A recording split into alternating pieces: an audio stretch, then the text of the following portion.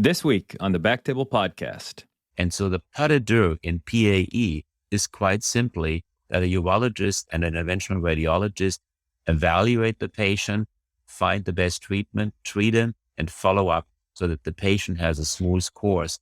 And we look at a beautiful dance on stage between two partners. So PAE requires the ballet parallel to a pas de deux in the classic ballet form. This is my plea to every urologist and interventionalist out there. Don't just go solo and just deny the PAE as a urologist, and as an interventional radiologist, don't deny the important role of the urologist with their expertise and the evaluation, the follow-up, and the technical stuff that we do.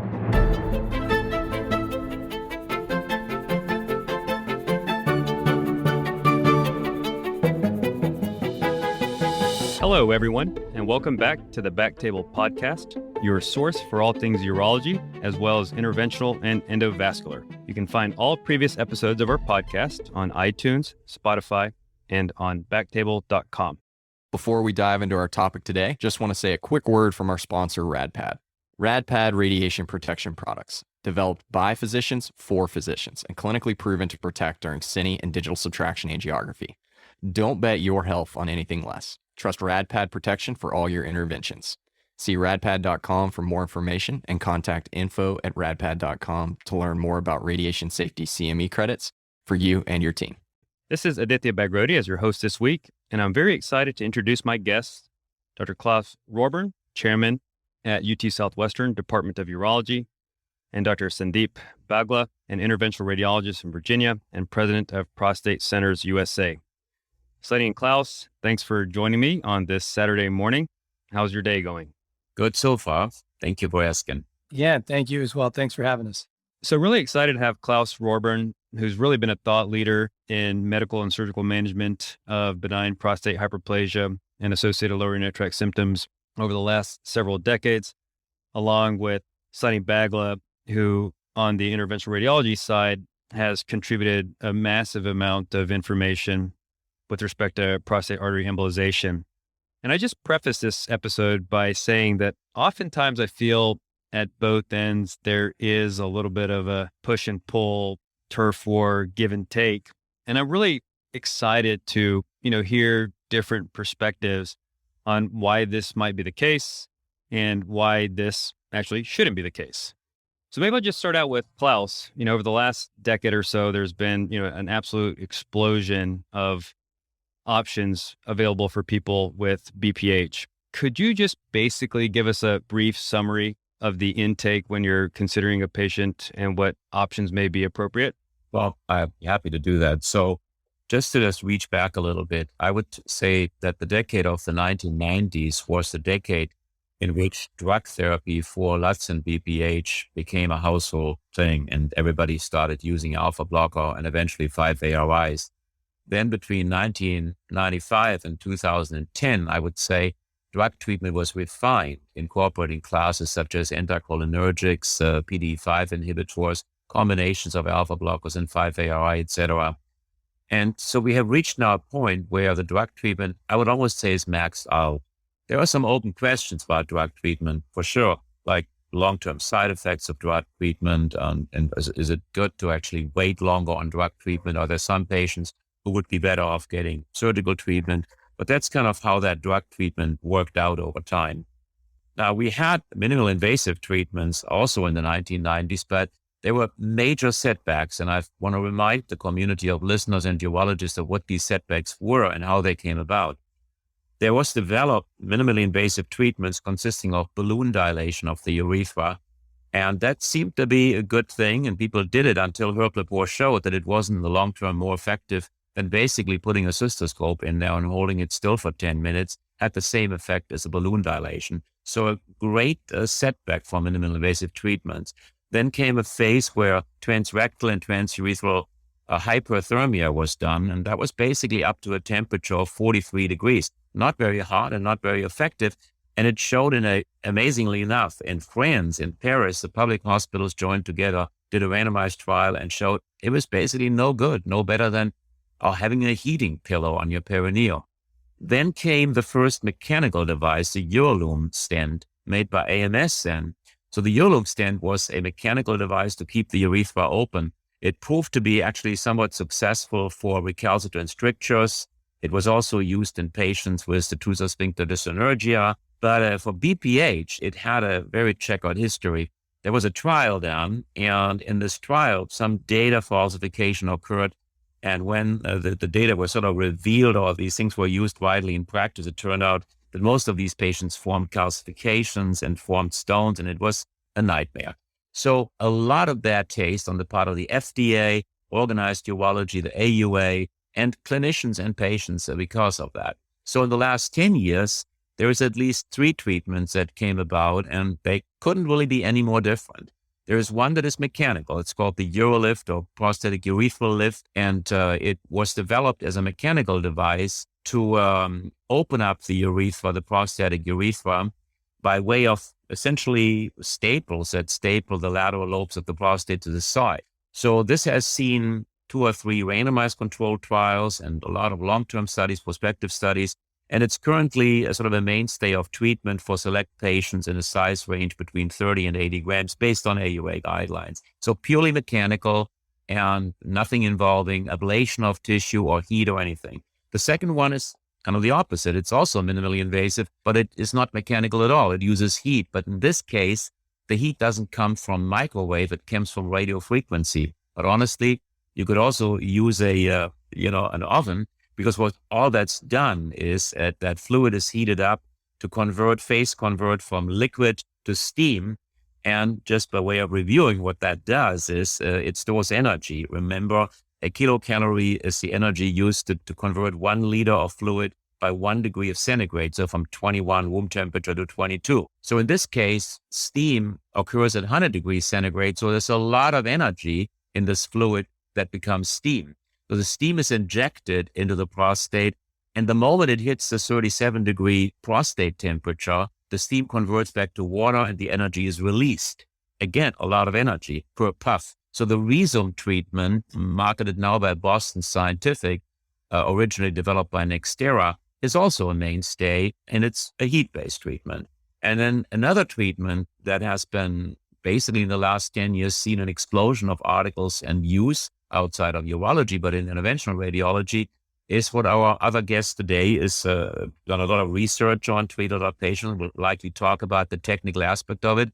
It's the arterial embolization of the prostate. So the idea being embolizing a prostate will somehow induce, obviously, ischemia, leading to atrophy, leading to shrinkage. And we know that shrinkage works. Finasteride shrinks the prostate by 25 to 30%.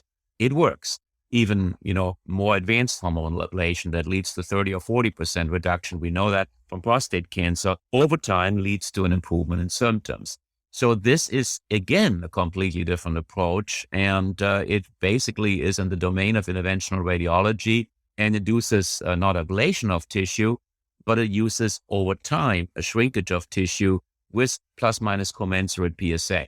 Where I see, and we get to this later, some of the data deficiency is that depending on who does it and how it's done, there's not always a clear correlation between symptom improvement, size reduction, and PSA reduction, which for a purist would be nice. But I bet you that Sandeep will explain to us that has a lot also to do who does it, how it's done, because not every interventional radiologist does it the same way. And I think that's the issue that some urologists have with it, which we'll get to. So 3 different minimally invasive treatments couldn't be more different: mechanical, heat-based, interventional radiology. And on the horizon, there's at least 4 or 5 more mechanical-based treatments and some other treatments that use either paclitaxel to cut basically a groove in the prostate and use like this drug to prevent the groove from healing back together.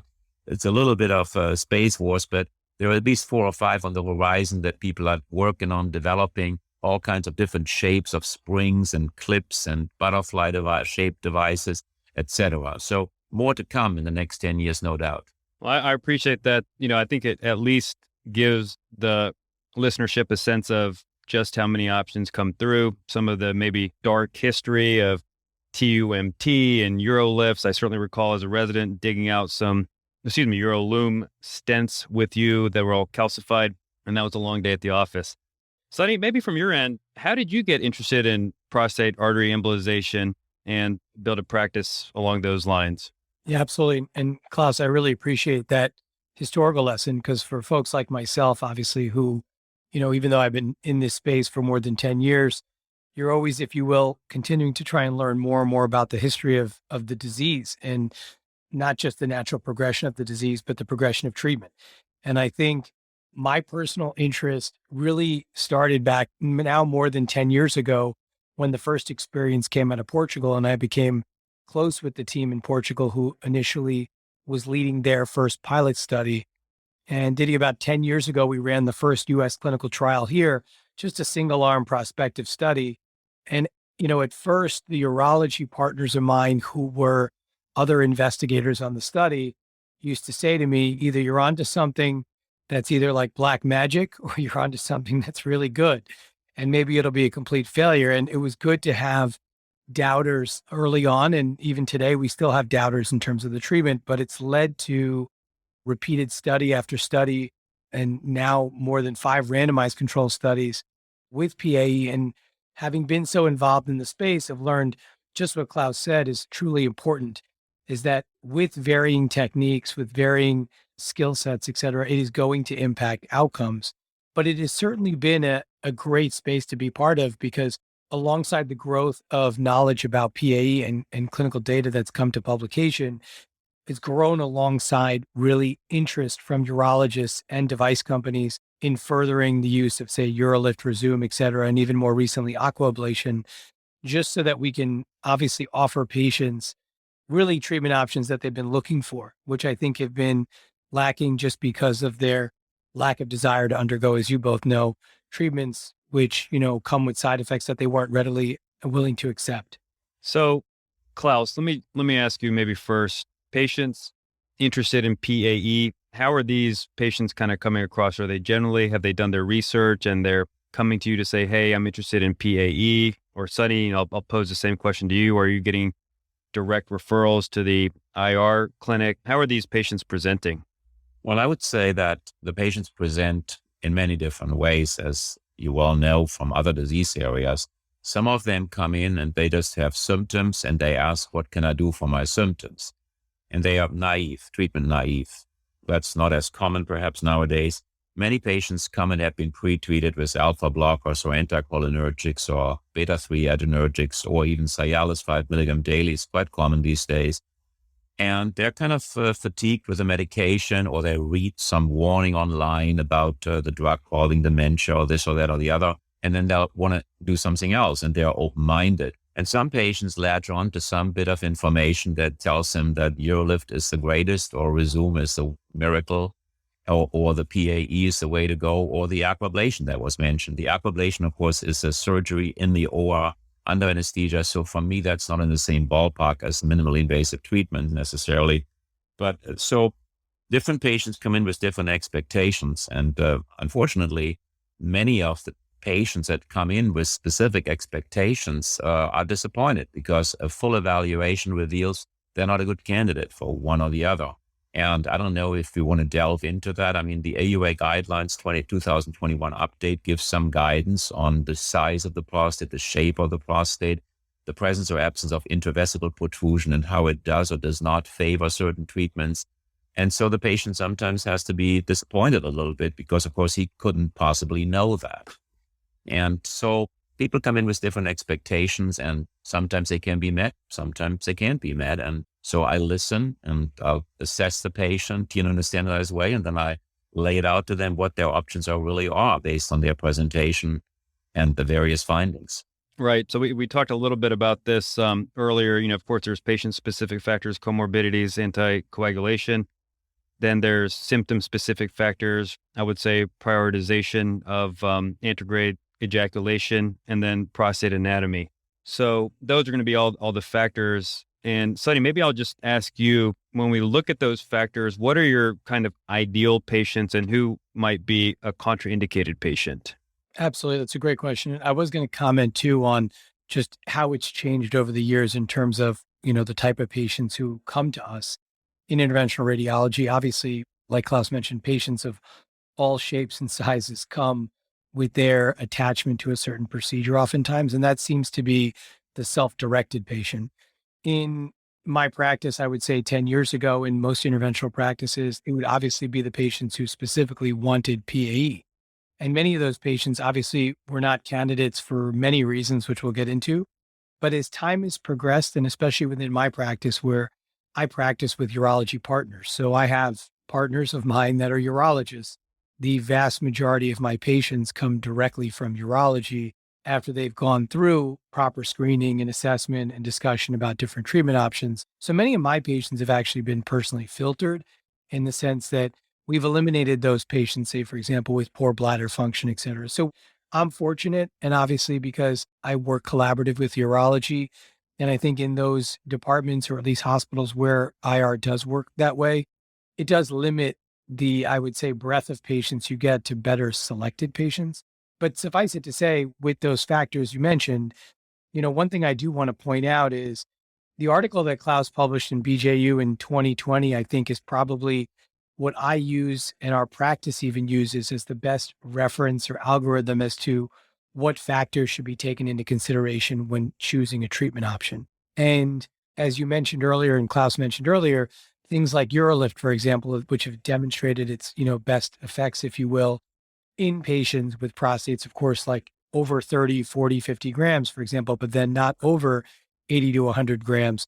Utilizing an algorithm like this has allowed us in our practice, for example, to say, listen, if you have a 50-gram prostate and you come to us and you want a PAE, while you may be disappointed that PAE may not be the shining technology or procedure you want, there are options that fit better based on your size and morphology. And so that's been an evolution, certainly for interventional radiologists to get used to and understand.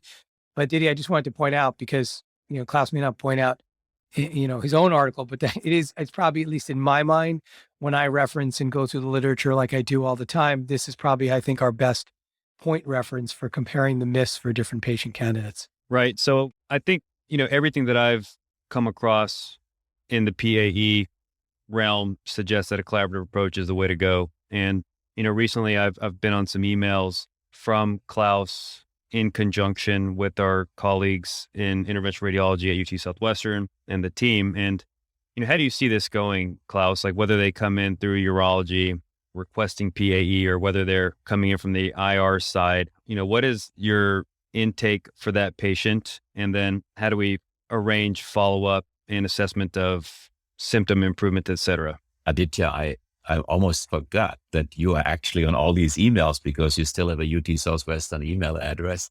And so you get all the urology faculty emails probably still, because you still have a lab and a connection to UT Southwestern, which is great. Yeah. So I actually came to it, and I don't have any turf issues here, but I came to a realization that there was something amiss here when I experienced the following. And I'm sure that Sandeep will agree with me that is not ideal. And it's not ideal for urology, for interventional radiology, certainly not for patient care. So a patient approached the interventional radiology folks at our institution about a PAE. So they had a telehealth visit, of course, COVID, telehealth visit, and then the patient had a PAE done. And then he had a telehealth follow-up visit, and it was documented that he felt better and the urination was better, but he still had frequency and urgency. So he got some medication. And then he had a second telehealth follow-up visit. And then he ended up in our emergency room, and he actually was in overflow incontinence with a very large residual urine. So I called our interventional radiologist and says, this is not good. We should not do this for our patient. We should do it like Sandeep does it. The patients need to come to a clinic to have an assessment, and it's a standardized assessment. They get a symptom score, quality of life score. They have a flow rate of residual urine. Their size, prostate size is measured and assessed, and the shape and so forth. And all the data are documented in Epic. And then I'll tell them, okay, the interventional radiologist, Dr. X, and he will contact you and set up your treatment. You're a good candidate. And after that treatment, the patient will come back to me a month later or 6 weeks later for a follow-up to make sure everything is good. The urine is clear. He's urinating okay. Residual urine is not too high, and so forth and so on. Because our interventional radiologists don't have a clinic with a flow rate meter and PVR assessment, et cetera. And it is nonsensical to have them just go there and do the treatment and have a telehealth follow-up visit if next door we have the clinic and the setup to do the assessment properly.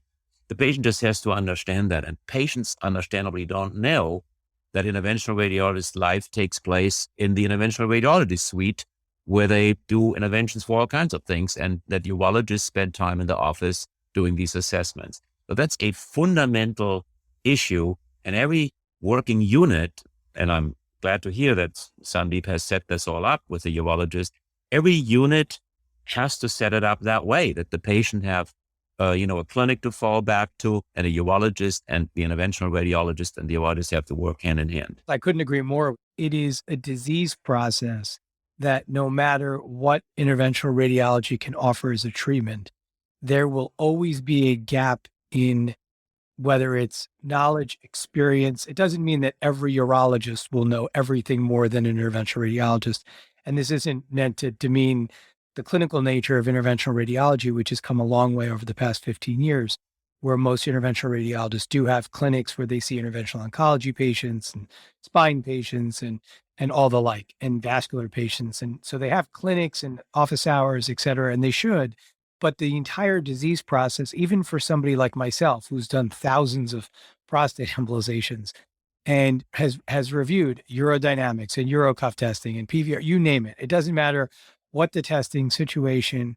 We all know that the complexity of the disease cannot be managed just by one person who just does a treatment. And having that relationship is so key and important, because I can tell you, even in our 4 centers, which are, not just in my center, in all of them, we have this collaboration with urology. And some patients can't even get a mist, even if we want them to, because their poor bladder function.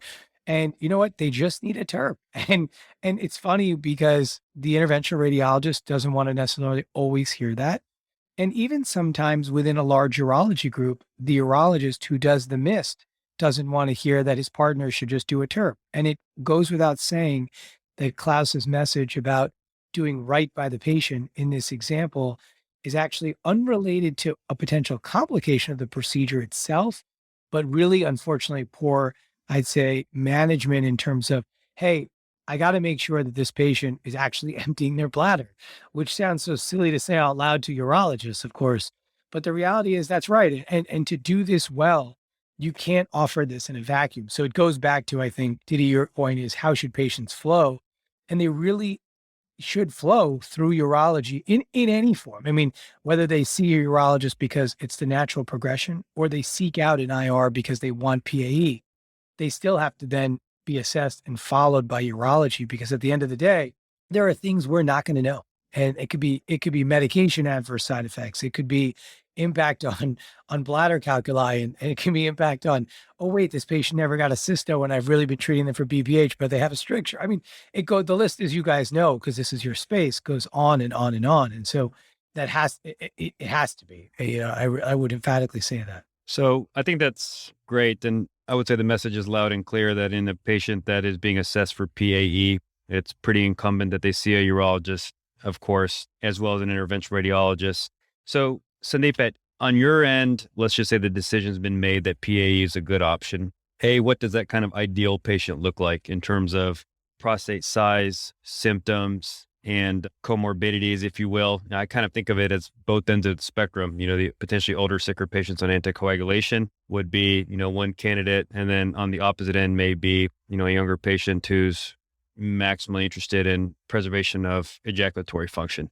So what does kind of an ideal patient look like to you? Yeah, I think there's a few categories, like you mentioned. So there's always it depends on how you want to approach this, right? So if you want to approach it from the angle that most interventional radiologists feel like, okay, we're going to be stepping on the toes of urologists. So where can we help, right? The where can we help are the patients on dual antiplatelet therapy. They can't come off, or anticoagulation. It could potentially be done via radial access.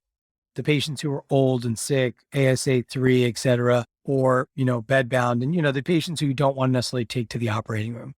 And those are patients who I think from a medical standpoint, maybe, comorbidity complex may be good candidates, but they still have to meet some underlying features. And I would include, a baseline gland size of at least 60 grams and probably 80 in the more less experienced interventional radiologist hands, just to ensure that vascular size is large enough and the vascularity of the prostate is large enough to get meaningful gland size reduction. But then when you look at the other end of the spectrum, you're really looking at the younger or any age patient who, like you mentioned, wants to preserve antegrade ejaculation. But there's really an interesting subset of patients, and it's a pretty large portion of patients. And I think Klaus alluded to this earlier when he talked about really where medication has come in terms of its being maxed out is you have this early patient who we call, if you will, an easy to convert patient for a less invasive treatment, right? And this is the market opportunity for Rezum, UroLift, PAE as a whole, which is these patients who don't want to take long-term medication, have side effects, they're worsening on their medications, but they still have to have gland enlargement, right? So they have to be that patient, I would say, who, they're willing to get a treatment which doesn't necessarily impact them other ways. And sometimes, Diddy had mentioned too, that some of these patients just don't want anything transurethral, and this, obviously, many of these patients come in and they say, I'll get something, but I really, that cysto was uncomfortable and I don't want this. Now that might be a smaller subset of patients, but I think in our approach, because again, the urologist is sending me all these patients, they're really just listening to the patient. And it sounds so fundamental, but they're really just listening to him and saying, hey, listen, I have an option. You got a gland size that's reasonable. The median lobe doesn't really affect us in the 2 clinical studies that we've seen published. And in my personal experience, have not seen that be a negative impact. And Klaus mentions that too in his paper as well. But really focusing on that type of patient, avoiding the patients who really have borderline bladder dysfunction, because as you know, the flow rates we get from a PA are not what we'd expect from a TURP, right? So, we tend to shy away from those people who have what we think are going to be poor predictive factors from a flow standpoint of bladder dysfunction. So we tend to avoid those patients, and smaller glands, I would say, are heavily calcified glands, which we know will not be vascular. But that's how we approach, I'd say, those 2 large cohorts of patients. All right, great. So, and maybe if I may, ideal candidate greater than 80 grams, a kind of extended indication would be 60 grams. And then patient-specific factors, prostate morphology factors, take a second consideration. And then just confirming bladder function. Is that, I know it's oversimplified, but is that reasonable? That's good. And then obviously patient desire, which is always probably the most important. And Klaus, if there's a patient that's considering PAE on the urology side, in addition to kind of standard workup, urinalysis, kidney function, non-invasive urophilometry, is there anything else that you would do? First of all, I'm a little bit surprised by the very high size range that Sandeep is mentioning. I had thought it is effective in smaller glands as well. And it's certainly done, in smaller glands, but maybe that is a little bit of a problem that some folks don't know exactly where to use it. And then the outcomes may not be as good, but I'm glad to hear that there's a larger size range required. I'd also like, after my comments about the indication, like to have a comment about the vascular supply of the intravesical lobe. I always wonder if that's the same or if that needs to be a different approach, and maybe we can have a discussion on that. So one other aspect that I would say is the peak urinary flow rate.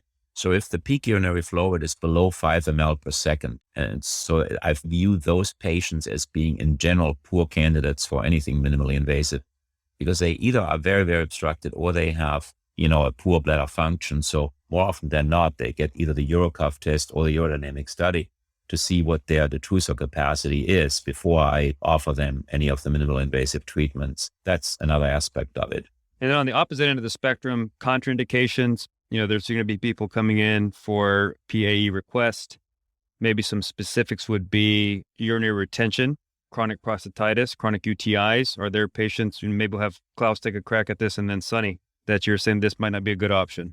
So I don't like for us to deviate into chronic prostatitis. That's such a wastebasket diagnosis that urologists use all the time. And the NIH a long time ago said we should call it chronic pelvic pain syndrome. I don't think Sandeep wants to treat those people, nor do I, nor do you, Because you can't help. They have this pain, and, people have actually removed the whole prostate and they still have the pain. So I would like to send them to other people, send them to somebody who does acupuncture or body work. Everything is better than surgery for those people. So that's not so great. But retention, so I don't know how Sandeep feels about it. The AUA guidelines are a little bit too iffy, in my opinion, on this topic. And part of the problem is that the clinical studies all limit residual urine to like 150 or 200 or 250, and nobody gets in a study with a higher residual. So here's the thing. Therefore, we don't know. We don't know if these treatments work or don't work if the residual even is 3 or 4 or 500 because there are no data. So I'm a little circumspect offering Rezum, for example, to a patient with a high residual urine because I know the prostate initially swells up and they will be a long-term in retention.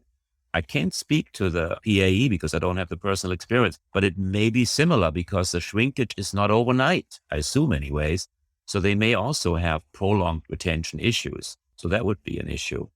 Yeah, no, I like Klaus's points and I'll comment on those. So with respect to catheter dependent patients, we have a limited number of studies and they are small with respect to PAE that patients can become catheter independent afterwards. And I would say that in my experience, I mean, I've treated hundreds of patients in this situation. And again, you're taking someone, I think, who's got a lot of, I'd say, technical expertise with the procedure. It does work, but it works in we sub-select patients, right? Patients who've had catheters for a shorter period of time.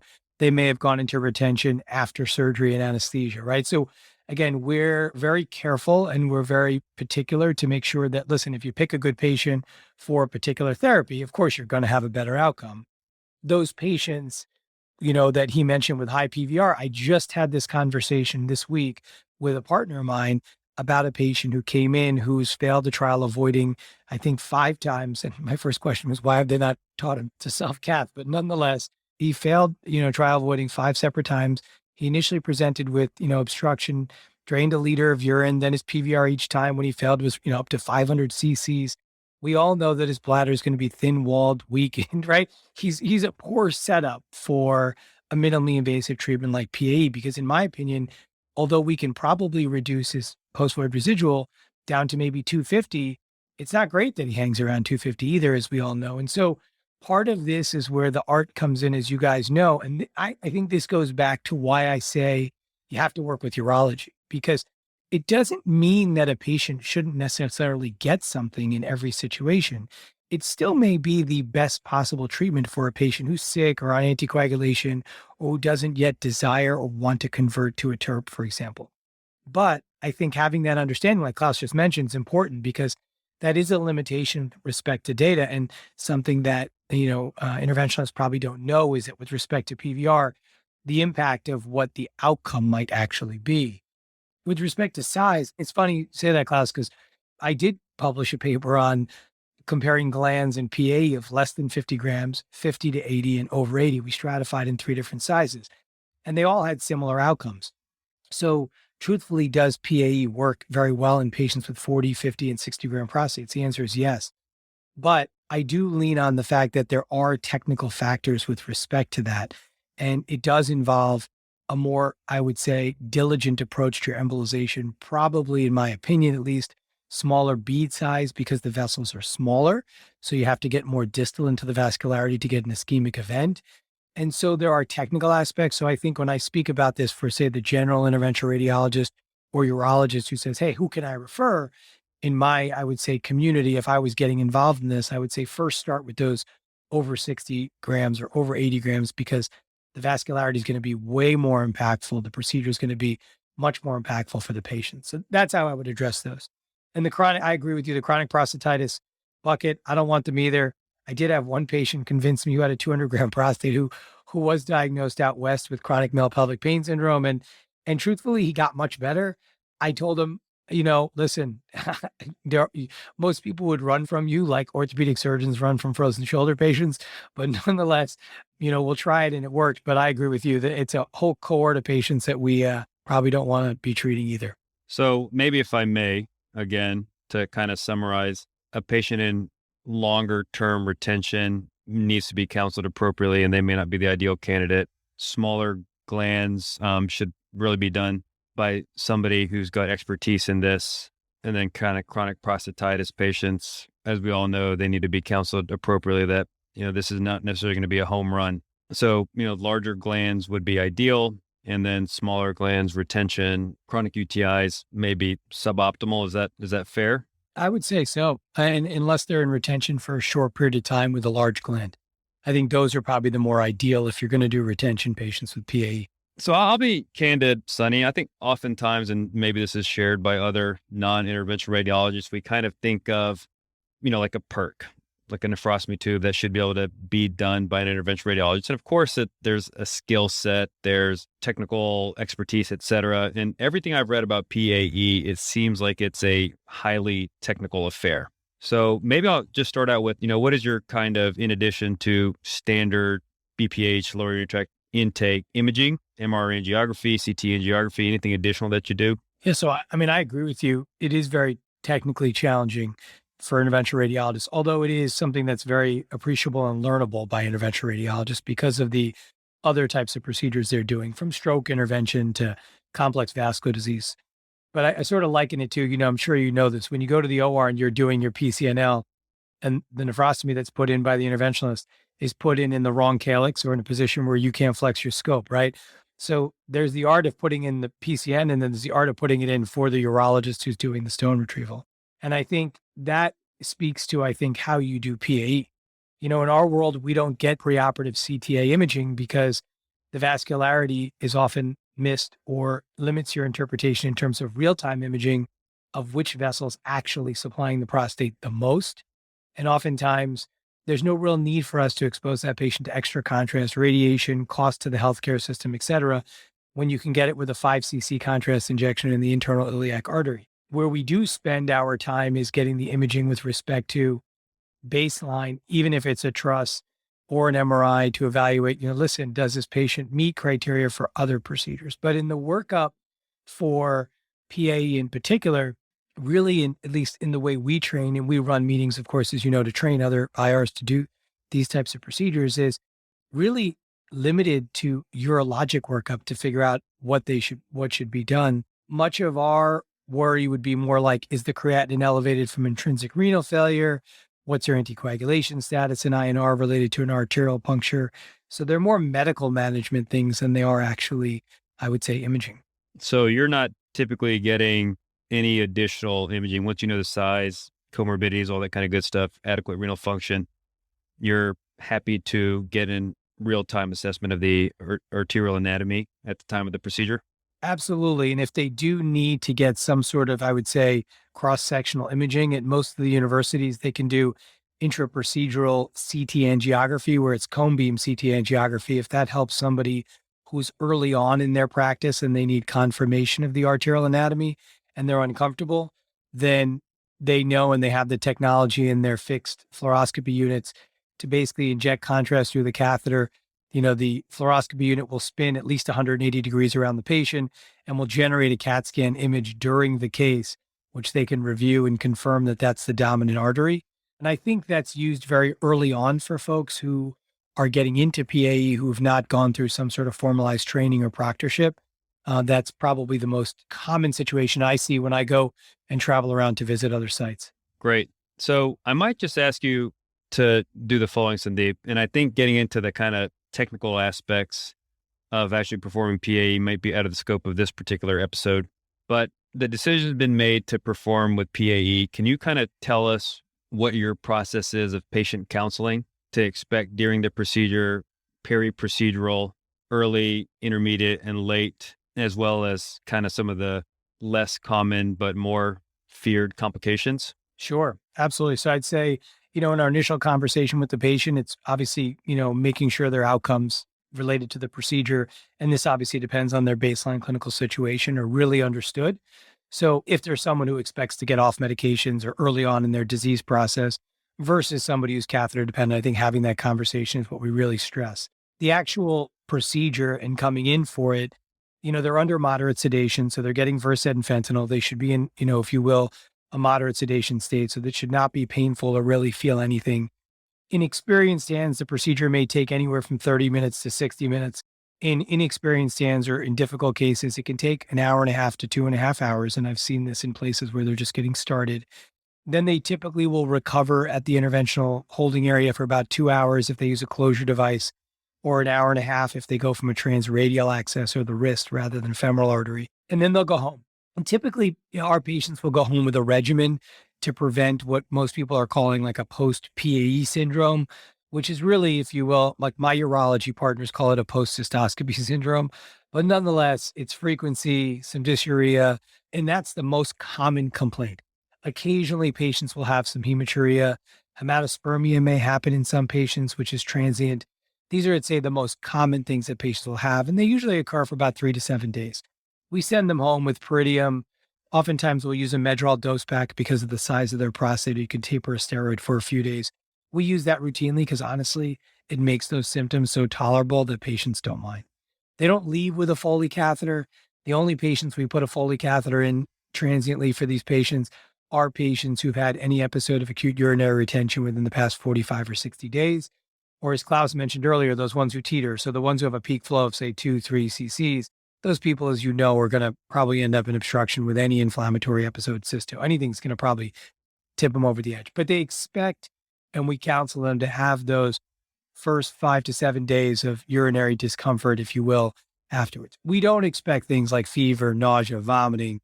We don't expect any systemic side effects to occur, even in large glands. And the largest gland I've done of 600 to 700 cc's, still haven't seen systemic post-embolization syndrome in patients like that. So what we then counsel them is their secondary recovery will be where they see symptom improvement, which usually occurs between week 2 and week 4, where they notice the largest drop, if you will, in their IPSS to about 4 weeks, where they say, okay, this is the biggest delta in terms of over a rapid period of time. They'll still improve from month 1 to month 3, but really where they really notice that bulk of improvement is between week 2 and week 5 after the procedure. So that's when we first follow up our patients, assess them. They will get, depending on what their pre-op PVR was, a PVR at that time, or if it was low or negligible, they may not get that PVR to about 3 to 4 months.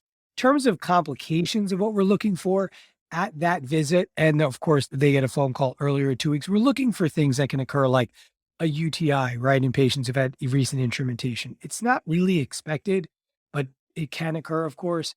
Common things being common, that's probably the most common, I would say, complication you might see is a urinary tract infection. But other things that we really see, truthfully, are related to access. So you're in the artery. So you might get discomfort where we went into the arterial puncture site. You might get a hematoma, bruising.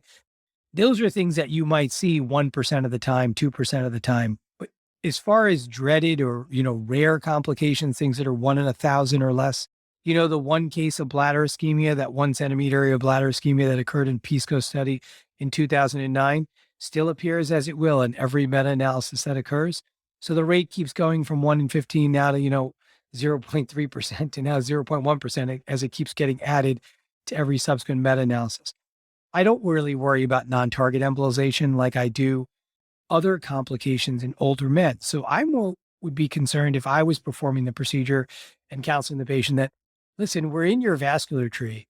You're an older 80-year-old man. You probably have calcific disease. We worry about things like atheroemboli. So if the procedures are difficult arteries to navigate, you can get arterial emboli related complications. And we worry about getting blue toe syndrome or emboli to the legs. And again, I'm talking about exceedingly rare things, right? 1 in 5,000, 1 in 10,000 type situations. But when you ask Diddy, what are those dreaded things? I mean, these are the things that live in our world because we're in the artery every day, not just for PAE, but for everything else. And so, those are the things we worry about. Can you have, non-target to the penis? Can you have non-target to the rectum? Yes. Can you have transient balanitis from having that non-target, or can you have transient proctitis? Absolutely.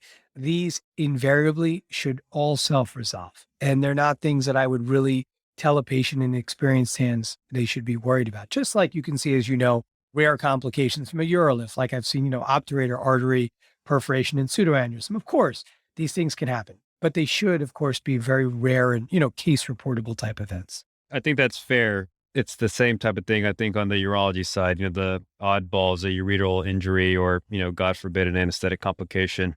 And, what I'm hearing is that it's going to be kind of general expected things when you manipulate the lower urinary tract. Then you have your lower probability things, which would be not uniformly catastrophic, but obviously inconvenient for the patient, but highly manageable. And I think that's important to discuss because some of the fear factor of not knowing or doing a procedure is, it's very outside of your day-to-day wheelhouse. One of my partners gave me a UroLift device to hold once. And when I was holding it in my hand, I felt like I was holding a gun. right? Because for an interventional radiologist, we hold these two French floppy, catheters that look like, that we don't want to like injure a blood vessel, right? And urologists are used to using robots, right? So when you come from different worlds, sometimes when you speak to patients and you discuss complications and discuss them collaboratively, it's hard to really imagine that many of the things that we can control, like arterial complications with closure devices, et cetera, are things that are really day to day for us. Whereas when we did run into this complication of somebody who had a pseudo after a UroLift, which I know is case reportable and exceedingly rare, I'm sure Klaus knows John Casper, for example, in Raleigh. I picked up the phone and sent this case to John and said, "Hey, John, how did, from the angio image, hey, John, how did this happen?" And he goes, "Well, if you torque the urethra enough and you put out a needle and you hit the top of the pubic ramus, you're going to injure an artery." And the reality is, listen, these things can happen, and they do, unfortunately, because as you know, medicine is part art, part science. But they're good discussions to have because I like having them because I think it's always good to accept what we can do better and how we can minimize the complication risk, which is, I think, the theme of a lot of this whole discussion. Yeah, absolutely. Any thoughts on that, Klaus? Well, I'm aware of some vascular misadventures of the UroLift, and although the UroLift has a limited throw, if it's a small prostate and if you torque the urethra, you can get way outside. And anybody who has done radical prostatectomies after UroLift knows that it's not always where you think it should be. So there's that aspect to it. Yesterday, I saw an article popping up on the other spectrum with a penile glands necrosis after a PAE, and that seems far-fetched too. Those are the things that, can happen. Remember when AMS was developing ethanol injection in the prostate? Yeah, it's great. Absolute ethanol induces coagulative necrosis. But I think they stopped all that because some person had his bladder, basically a coagulative necrosis of the bladder. So these rare events can happen. And I'm sure Aditya and Sandeep, you all agree that one thing we have to remember, this isn't cancer. This is a benign quality of life disease. So it is our obligation to find out for the patient what is sort of the most risk-free intervention, and that gets the patient to the desired symptomatic improvement status, taking into consideration that the trade-off of benefit and risk is not like it is for cancer. I have one question that, I think is true for many of these things. So for example, in UroLift's world, there really isn't that much long-term data of why the prostate wouldn't roll back. And it's sort of a deficiency in the data set. Is there data to suggest that the vascularity of the prostate does or does not change a year, 2 years, 3 years, 4 years down the road, collateralization, etc.? Or what would prevent that, actually? I'm not an expert in it. Can you speak to that longer-term data and the eventual fate of the vascular system, if you will? Absolutely, Klaus. Yeah, I think with the patients we've seen in repeat, which is probably about 10% of patients or less who, as you know, over years, they'll progress with just future prostatic glandular growth. These patients will have one of two situations occur. So when we go back and do their angiogram, they will either have their native prostatic artery fully open and be the dominant supply to these new, if you will, adenomas, micro or macroadenomas. And then there's the other situation where they will collateralize from the umbilical artery or superior vesical artery, or sometimes terminal branches of the internal pudendal artery. And so there is, if you will in a way, I would say, for the prostate to collateralize. I, of course, prefer when it's just the native prostatic artery to go back through, because avoiding non-target related complications and avoiding beads going into the other organs is much easier when you're going back through the native artery than when you're having to traverse through, arteries which share blood supply with other organs.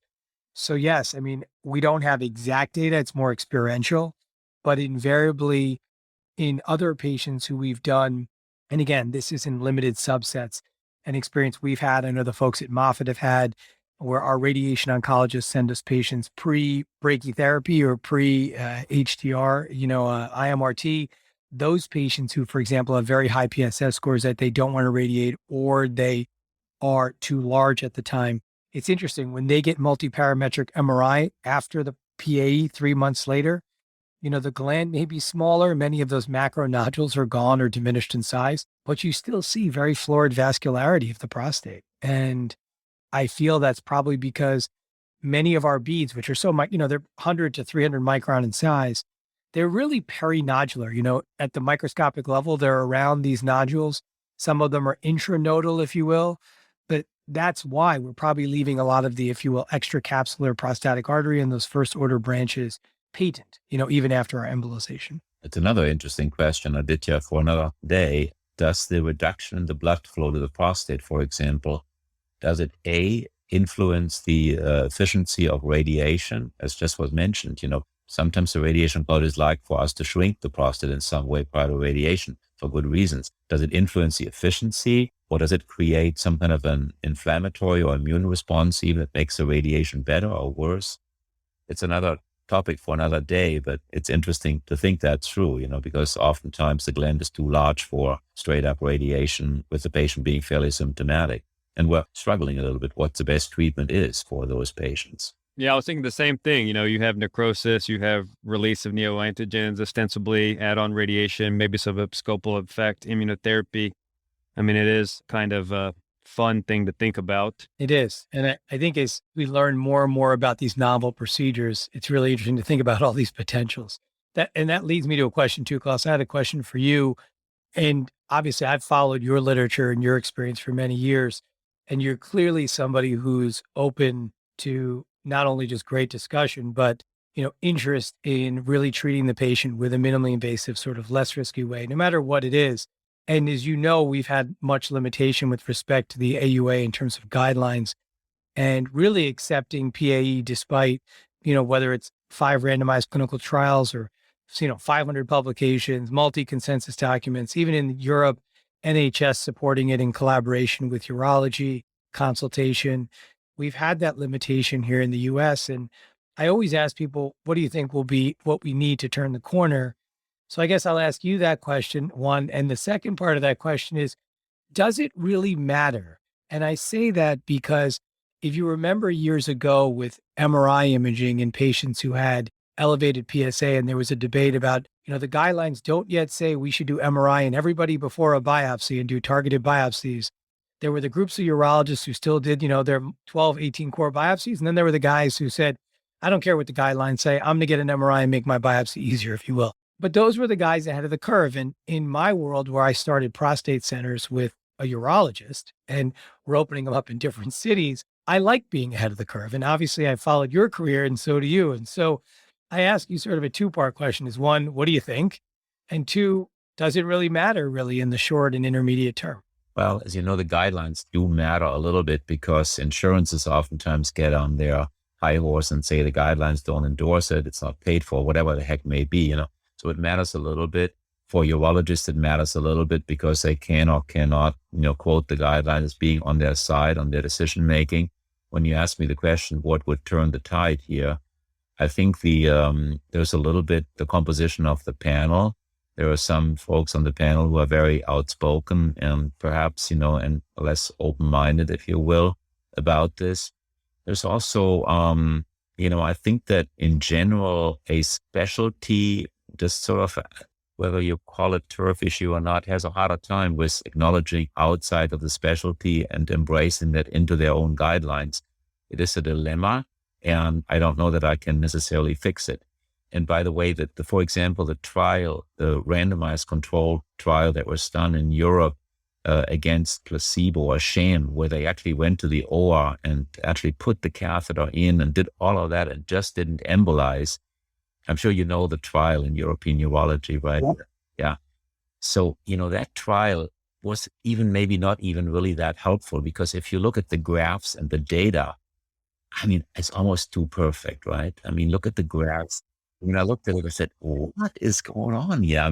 Like somebody drew all. So, but in general, it's a turf-related issue. It's a personnel issue. And for my participation in the guidelines that came out of that, and then comes, of course, this pullback, like where they said it should be in the form of a trial or in the form of a registry, And actually what came up in the discussion was even the radonk's position on proton therapy, also a very quirky issue because it is done, with high profit, and yet there are no data. So what do the radiation oncologists say? Yep, you should do it as part of a registry. So it's this fallback that comes into play. It takes a couple of things. for me personally, it takes also getting older, so I don't see the turf issues in my life anymore. Every year, there's more men getting into the BPH LUTS age than we can possibly see and treat, and so to me, there's not really a turf issue. This is a very common disease, very common condition. And I embrace every possible treatment under the sun. As you know, in my career, I've been very outspoken about medical therapy. I still plays a very good role. And I dread the idea that some people with weak data trying to say that every alpha blocker causes senile dementia. I just don't think that's correct. But there's so many patients coming to us, and the aging of the population sort of suggests that there is room for many treatments being available. And as long as we keep the patient's interests at heart, and as long as we can conclude our conversation here by saying PAE is a pas de deux. I don't know if that even sounds good right now. Ballet is a thing where two partners work together on the stage, a male and a female partner. And so the pas de deux in PAE is quite simply that a urologist and an interventional radiologist evaluate the patient, find the best treatment, treat him, and follow up so that the patient has a smooth course. And we look at a beautiful dance on stage between two partners. So PAE requires the ballet parallel to a pas de deux in the classic ballet form. Aditya, I don't want to mean that as the final say here in the matter, but I know the hour is already up. This is my plea to every urologist and interventional that's out there. Don't just go solo and just deny the PAE as a urologist and as an interventional radiologist. Don't deny the important role of the urologist with their expertise and the evaluation, the follow-up, and the technical stuff that we do. And so that's would be my final comment and my final plea to all who are engaged in that. And patients should know that, and they should say, are you working with an experienced radiologist? Yes, I do. Are you working with a urologist who can help me if I have a problem? Yes, I do. That's the patient should also take that responsibility. No, I totally agree, Klaus. And as I was kind of thinking about take-home messages for myself and maybe for the listenership, it almost sounds so simple. It's like we should collaborate. We should have the patient's best interests at heart. The person providing the intervention, whether that's a urologist in the case of any type of urologic intervention, or the interventional radiologist, should treat it like a serious procedure, technically demanding, not just another case to get through. And it's quite obvious to me, Sonny, that you've spent a lot of time thinking about BPH, lower urinary tract symptoms, patient selection, and it's really refreshing. And I think any urologist would say that, hey, if I'm working with somebody that knows about this disease, and of course it takes experience, this could be a very good option and a good outcome. So I wholeheartedly agree, maybe not quite as eloquent as the ballet analogy, but let's work together and to keep the patient interest at heart. Absolutely. I'd love to see that. I'd love to see that French term in the AUA guidelines as a conclusion. It's a great way to finish. Well, hey, this was good. And thanks again for the time. And I'd like to thank the BackTable Urology listenership for tuning into the podcast. Until next time.